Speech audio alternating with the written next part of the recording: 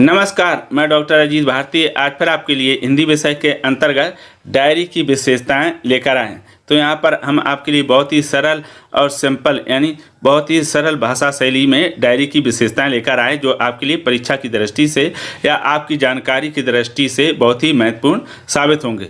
तो हमने इसके डिस्क्रिप्शन बॉक्स में आपके लिए जीवनी की विशेषताएं, आलोचना की विशेषताएं और आपकी नाटक की विशेषताएं, एकांकी की विशेषताएं, उनकी परिभाषा और लेखक और उनकी रचनाएं की भी लिंक यहाँ पर दे रखी है। वहाँ जाकर आप बहुत कम समय में सरल भाषा में उसके बारे में जान और समझ सकते हैं। और अगर किसी प्रकार का कोई डाउट रहे तो कमेंट करके पूछ सकते हैं। तो चलो फिर शुरू करते हैं।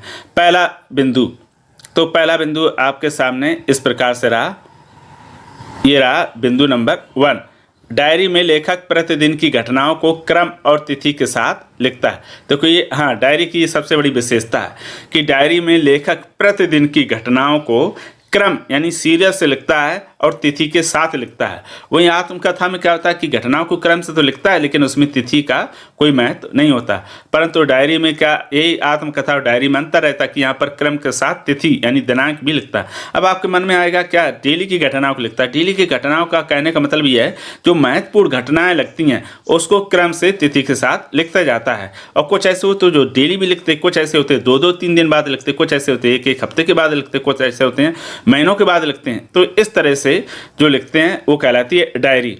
अब आता है आपका फिर बिंदु नंबर दूसरा। तो बिंदु नंबर दूसरा दिया है कि डायरी संक्षेप में लिखी जाती है। यानी जो डायरी लिखी जाती है वो कैसी होती है? संक्षेप में, बहुत ही विस्तार में नहीं लिखा जाता। देखा होगा कि आप जब स्कूलों में पढ़ते होंगे तो आपको एक डायरी मिलती थी तो उसमें गृह कार्य लिखाया जाता था। तो गृह कार्य के साथ देखा होगा कि आपकी दिनांक लिखी रहती थी और दिन लिखा रहता था। फिर उसके बाद संक्षेप में हम गृह कार्य लिखते थे। तो वो डायरी ही होती थी ना। तो वो डायरी उस कॉपी को नहीं बोलते हैं बल्कि डायरी जो लिखने की कला जो आप लिख रहे हैं वो कहलाता है डायरी। वो तो कॉपी ही होती है, ठीक, लेकिन उसको हमने क्या डायरी नाम दे दिया। अब आता है आपका बिंदु नंबर तीसरा। तो बिंदु नंबर तीसरा कुछ इस प्रकार से ये रहा आपके स्क्रीन पर। ये आपका बिंदु नंबर तीसरा दिया है। ये दूसरा हो गया, अब तीसरा।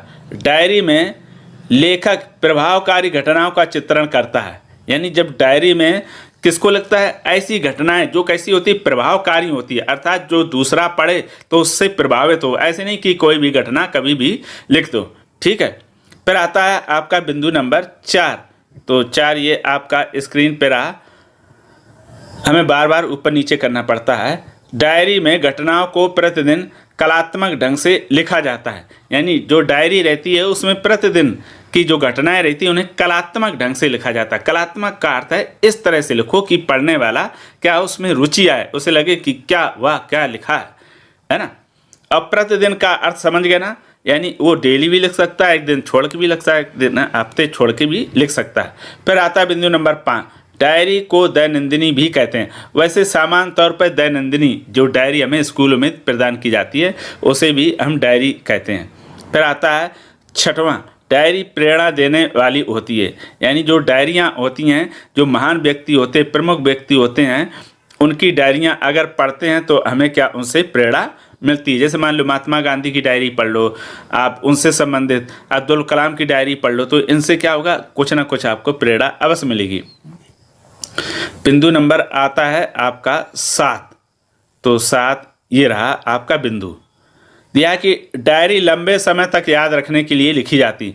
यानी जो डायरी लिखता है वो क्या करता है, एक बार, क्योंकि कुछ लोगों की आदत होती है जैसे आज जो घटनाएं घटी हो सकता है वो 1 साल बाद भूल जाएं, तो वो क्या करते हैं डायरी में लिख लेते हैं। अब क्या है, वो चाहे 10 साल बाद 20 साल बाद भी पढ़ेंगे तो वो सारी चीज़ें क्या रहेंगी, घटनाएं उन्हें याद बनी रहती हैं, यानी रिकॉल हो जाती हैं।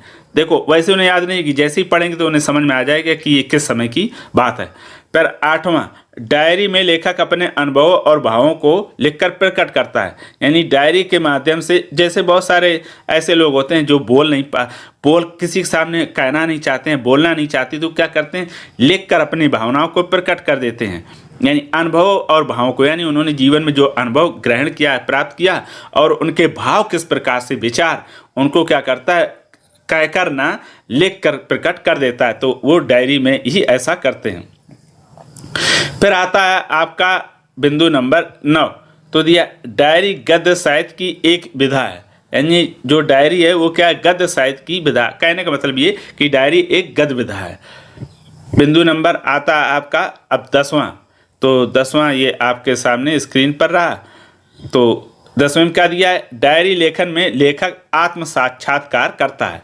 यानी डायरी जो लिखता है वो क्या करता है, आत्म साक्षात्कार, यानी स्वयं से साक्षात्कार करता है। कहने का मतलब ये कि स्वयं से प्रश्न पूछता है और स्वयं ही उत्तर देता रहता है। एक तरह से आत्मचिंतन कह सकते हैं।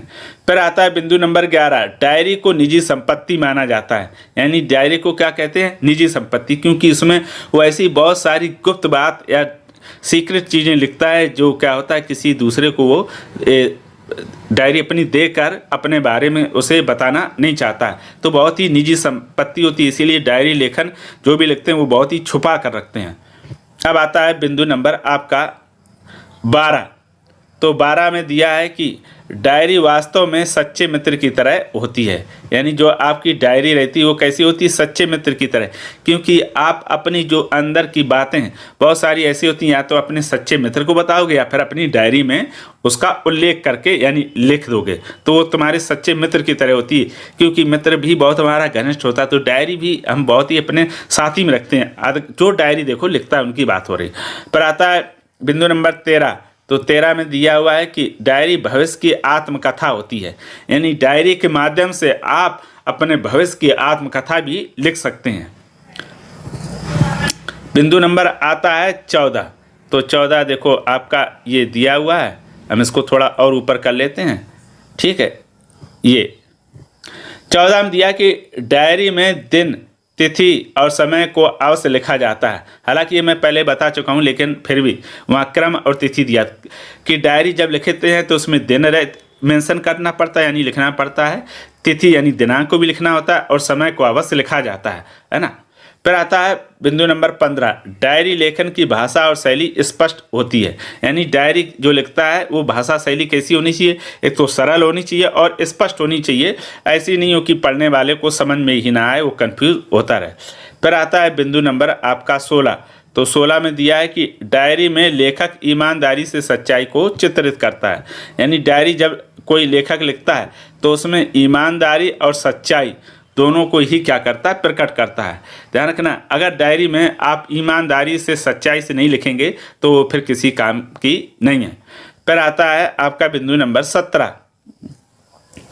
तो ये 17 रहा आपका, डायरी लेखन एक कलात्मक क्रिया है। यानी कहने का मतलब ये कि डायरी भी एक कैसी होती, कला होती है। हर कोई डायरी नहीं लिखता है, जिसको क्या होती है, कला आती है डायरी की, वही सिर्फ डायरी लिखता है।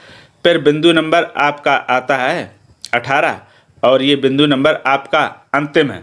तो इसमें दिया कि वास्तविक डायरी, व्यक्तिगत डायरी, साहित्यिक डायरी और काल्पनिक आदि 4 प्रकार की डायरियाँ होती हैं। यानी जो डायरी लिखते हैं उसमें किस किस प्रकार की, एक तो होती वास्तविक डायरी। वास्तविक का अर्थ होता है जैसा जीवन में उसके होता है, घटित होता है, वैसे वो लिखता जाता है। व्यक्तिगत डायरी, व्यक्तिगत में सिर्फ अपने बारे में ही लिखता है, वो होती है उसकी व्यक्तिगत डायरी। जबकि वास्तविक डायरी में वह अपने बारे में और अपने से जुड़े लोगों के बारे में भी लिखता है। फिर आता है साहित्यिक डायरी। साहित्यिक डायरी उसे कहते हैं जिसमें कोई साहित्यकार डायरी लिखता है, साहित्य से संबंधित, है ना। अब साहित्य क्या होता है, संसार में जो भी कुछ लिखा गया है सब साहित्य, चाहे विज्ञान हो, चाहे हिंदी हो, चाहे गणित हो, फिर उनको अलग अलग भागों में बांट देते हैं।